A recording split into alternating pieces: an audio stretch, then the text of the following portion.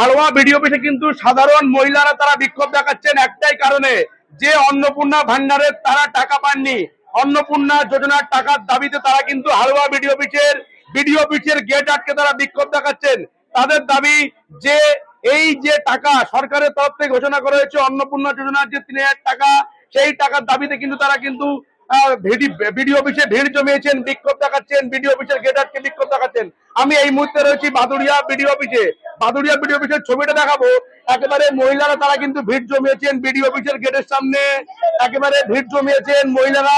আমরা কথা বলার চেষ্টা করবো যে সমস্ত মহিলারা তারা এই যে লাইন দাঁড়িয়েছে তার সাথে কথা বলার চেষ্টা করবো। দাদা, দিদি, আপনারা লাইনে দাঁড়িয়েছেন কেন?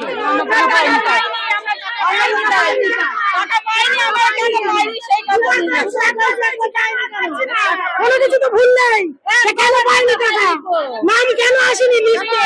আশা কর্মীর কাছে লিস্টে নাম আসেনি, কেন নাম আসেনি? আমরা তো ভোট দিয়েছি 2026। টাকা পাননি কেন? কি জন্য পাইনি সেটাই তো আমি জানতে চাচ্ছি সরকারের কাছে। আবেদন জানাতে এসেছি, কেন পাইনি? পাবো না। এই কষ্ট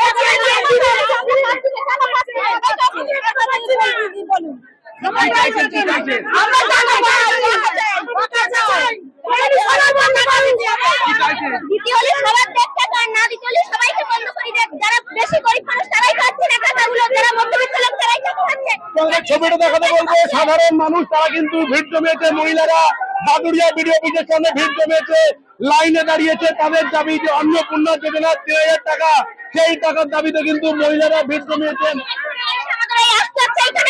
আমরা কোনোবার একবারও টাকা পাচ্ছি না কেন? আমাদের বাচ্চা কাচ্চাগুলো সবাইকে দিক, নাইলে বন্ধ করে দিক টাকা। কিসের জন্য বন্ধ করে? টাকা দিচ্ছে কিছু লোকের, আর কিছু লোকের কেন দিচ্ছে না? এসি আছে, টিভি আছে, ফ্রিজ আছে, তারা পাচ্ছে। যারা কাজ করে খায় লোকের বাড়িতে পাচ্ছে না, কেন পাচ্ছে না সেটা জানতে চাই। আমরা চাচ্ছি এই মাসে আমাদের টাকা চাই, এই মাসে আমাদের টাকা চাই। আমরা ভাবার যোগ্য, আমরা ভোট দিয়েছি। সাধারণ মানুষের মধ্যে, মহিলাদের মধ্যে কিন্তু তীব্র ক্ষোভ।